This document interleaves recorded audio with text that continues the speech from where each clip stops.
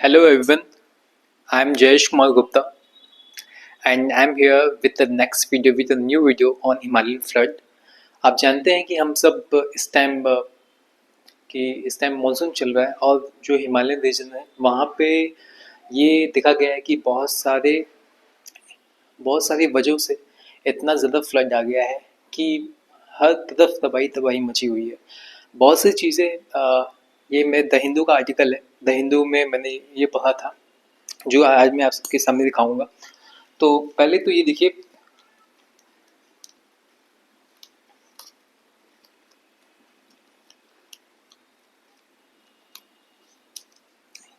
ये मेरा इंट्रोडक्शन है। मेरा नाम है जयेश कुमार गुप्ता और मैंने बीएससी किया हुआ है और मैं अभी सिविल सर्विसेज 2026 की प्रिपरेशन कर रहा हूँ। So let's start. अब हिमालयन रीजन में क्या होता है कि हमारा जो हिमालयन स्टेट है, हिमालय जो हमारा जो बाउंड्री, हमारे जो इंडिया में जो हिमालय है उनसे सजे हुए जितनी भी स्टेट्स हैं वहाँ पे फ्लड टाइप का देखने को मिला है। अब ये क्या होता है कि अब अब वो फ्लड किस वजह से हुआ है, इसका भी रीज़न है किस वजह से वहाँ पे क्लाउड बस्ट हुआ है। क्लाउड बस्ट मैं अभी दिखाता हूँ नेक्स्ट स्लाइड में। ये वो जो बेस बेसिन है हमारे इंडिया में जो बेस बेसिन है, जो बेस बेसिन वहाँ पे क्लाउड बस्ट हुआ है। क्लाउड बस्ट को कहते हैं कि हिंदी में कहते हैं कि बादल फट जाना। अब यहाँ पे क्या होता है कि अचानक इतनी ज़्यादा बारिश होने लगती है, इतनी ज़्यादा बारिश हो जाती है कि हर तरफ तबाही तबाही मची रहती है, जो कि हमें सब नेक्स्ट वीडियो में नेक्स्ट स्लाइड में आपको देखने को मिलेगा। अब हम जानते हैं कि इस मतलब इस फ्लड की वजह से, इस क्लाउड बर्स्ट की वजह से क्या क्या हुआ, क्या क्या चीज़ें हो रही हैं जो हमारे सामने हैं, जिससे हम सब एकदम परेशान हैं। हम अक्सर न्यूज़ में भी देखते हैं कि कैसे चीज़ें हो रही हैं और कैसे चीज़ों को सॉल्यूशन पाया जाए, वो सब इस वीडियो में आपको दिखाया जाएगा। ओके, पहले तो देखिए क्या क्या होता है। पहले तो लैंडस्लाइड हिमालयन रीजन में आप देखोगे कि जब भी यहाँ फ्लड वगैरह होता है, अभी कुछ स्टेट्स में, जम्मू कश्मीर में भी देखा गया और हिमाचल प्रदेश में भी, तो ये सब चीज़ों में देखा गया कि ये सब हिमालयन स्टेट है और यहाँ पे जब बारिश होती है तो इतनी ज़्यादा होने लगती है कि वहाँ पे लैंडस्लाइड अब तो एकदम आम सी बात हो गई है। लैंडस्लाइड वहाँ पे अक्सर आप देखोगे कि आप जा रहे हो, न्यूज़ पे देखोगे कि कोई जा रहा है मतलब बाइक कार से वहाँ जा रहा है, तो वहाँ पे देखोगे कि रोड ब्लॉक हो जाते हैं। किस वजह से? कि लैंडस्लाइड हो गया। अब लैंडस्लाइड हो गया तो रोड ब्लॉक हो जाते हैं, तो सारे सारे ट्रैफिक वहाँ लग जाते हैं और भी बहुत सारे प्रॉब्लम फेस करनी पड़ती हैं। और नेक्स्ट में क्या है, glacier run of. Glacier run of में मतलब ये होता है कि जब बारिश होती है, बारिश इतनी तेज होती है कि जो वहाँ पे ग्लेशियर होता है, हिमालयन रीजन में जो ग्लेशियर वगैरह होता है वो भी उसके साथ साथ बहना शुरू हो जाता है। चूँकि क्यों होता है? वो होता है राइजिंग टेम्परेचर से, ग्लोबल वार्मिंग की वजह से। ग्लोबल वार्मिंग की वजह से टेम्परेचर राइज होता है और जब टेम्परेचर राइज होने लगता है तब जाके ये सारी प्रॉब्लम्स आना शुरू हो जाती हैं। रिवर रिवर और ज़्यादा तेजी, रिवर का जो रिवर का जो पहले ब्रेथ था वो और ज़्यादा बढ़ जाता है। क्यों? क्योंकि भाई और ज़्यादा बारिश होने लगी तो वो और ज़्यादा कवर अप करने लगता है। दूसरा है फ्लडिंग।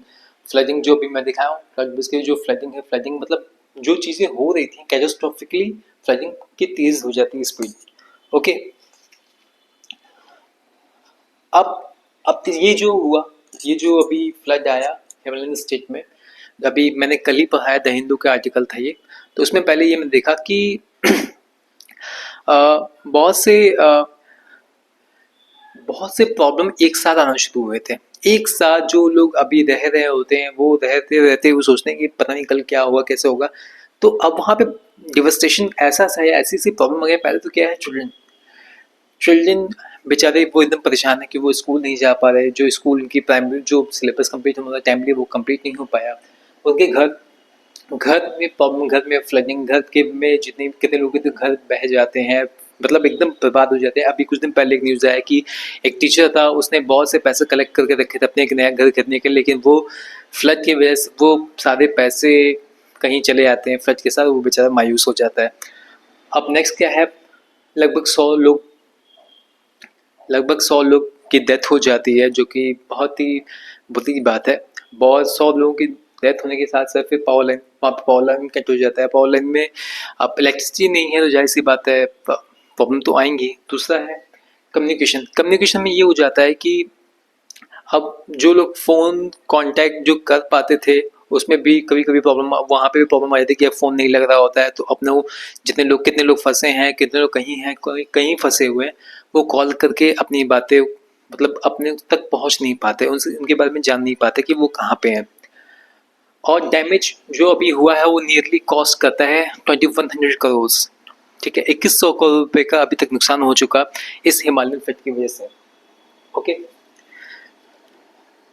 अब एक यहाँ पे कल जो मैं ये द हिंदू का आर्टिकल है, मैं अभी वो मेंशन नहीं कर पाया, उसमें एक वर्ड यूज हुआ कमिटेड वार्मिंग। कमिटेड वार्मिंग का मतलब क्या हुआ, इसमें ये होता है कि जब इंडस्ट्रियल एरा चल रहा था, जब इंडस्ट्रीज वगैरह मतलब उस टाइम लग रही थी ब्रिटिश यूरोप वगैरह में, उन्होंने इतना ज़्यादा अपने इंडस्ट्रीज को इतना ज़्यादा बढ़ावा दिया कि उनके द्वारा जो इंडस्ट्रीज से जो ग्लोबल वार्मिंग हुई, अब वो अब वो इतनी ज़्यादा हो गई कि अब वो रिवर्स नहीं हो पाएंगी। यानी इसका मतलब ये है, उनकी वजह से जो क्लाइमेट, जैसे इंडस्ट्रीज है, इंडस्ट्री ने क्या किया कि अपना जो यूरोप में जो इंडस्ट्रीज है, उन्होंने अपना यूरोप इंडस्ट्री सेटअप किया, प्रोजेक्ट बनाया, उन्होंने जो कार्बन रिलीज की, जो और भी ग्लोबल वार्मिंग गैसेस है, उन्होंने जो रिलीज की, वो तो एनवायरमेंट पहले वो तो एनवायरमेंट में गया, अब वो अपने क्लाइमेट में फंस गया। अब क्लाइमेट ऐसा चेंज हुआ कि अब वो रिवर्स करना मुश्किल हो जाता है, क्योंकि उन लोग का जो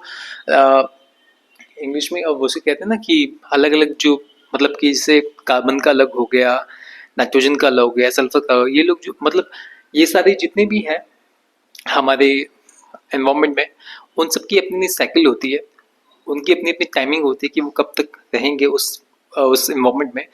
तो इन्होंने क्या किया कि कमिटेड वार्मिंग ऐसी हुई कि अब जो क्लाइमेट कॉन्सिक्वेंसेस हो गए हैं ना, अब वो इरिवर्सिबल है, यानी अब वो वापस सही नहीं हो सकते। अब वो वापस सही नहीं हो सकते, इसका मतलब ये है कि जो पास्ट एमिशन, पहले के जो एमिशन हो चुके हैं, जो मैं बता रहा था, जो इंडस्ट्री वाली जो मैं बातें बता रहा था, कि पहले जो एमिशन हो चुके हैं ना, अब उन वजह से क्लाइमेट में ऐसी बातें आ गई हैं कि अब वो क्लाइमेट इरिवर्सिबल हो चुका है, कि अब वापस से वो क्लाइमेट तक जो पहले हुआ करता था प्री इंडस्ट्रियल लेवल के पहले, वैसे अब नहीं हो पाएगा।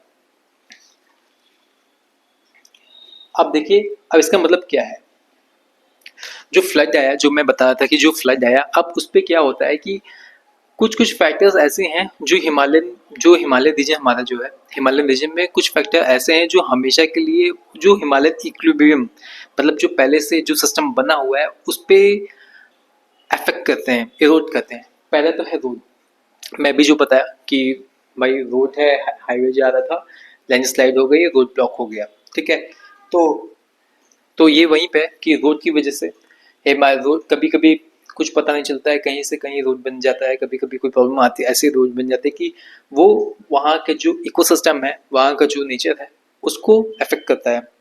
दूसरा टनल, टनल कभी वही है कि हमारे कुछ जो हिमालय हिमालय इक्विलिब्रियम है उसको अफेक्ट करता है। और तीसरा क्या, इंटेंसिफाइड फार्मिंग जोन। अब वहाँ पे भी फार्मिंग होती है, हम सब जानते हैं, हिमालयन रीजन में भी कुछ फार्मिंग्स होती हैं, जिसके वजह से बहुत सारे यहाँ पे जितने भी इकोसिस्टम हो, जो भी इकोसिस्टम होते हैं, इन इकोसिस्टम में बहुत ज़्यादा अफेक्ट करना शुरू हो जाता है इंटेंसिफाइड फार्मिंग की वजह से। फार्मिंग जब वहाँ होने लगती है तो वहाँ पे जो इकोसिस्टम है उसमें प्रॉब्लम आना शुरू हो जाता है। ओके,